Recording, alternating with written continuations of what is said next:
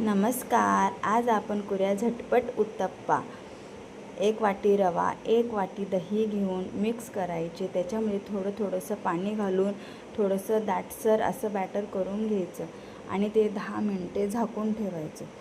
त्याच्यानंतर आपण कांदा, टमाटर, शिमला मिर्च, कोथिंबीर बारीक कट करून घ्यायचे. नंतर जे आपण बॅटर 10 मिनिटं झाकून ठेवलं ते थोडं थोडं मिक्सरच्या भांड्यामध्ये घेऊन थोडंसं पाणी घालून त्याला बारीक दळून घ्यायचं.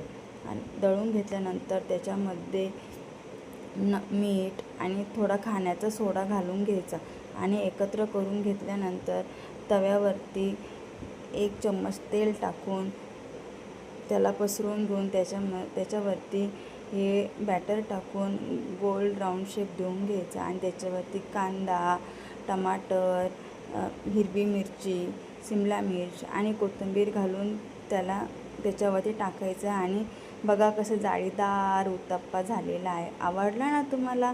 आवडला असेल तर लाईक करा, शेअर करा आणि कमेंट करा आणि उत्तप्पा तुम्ही चटणीबरोबर सॉसबरोबर खाऊ शकता.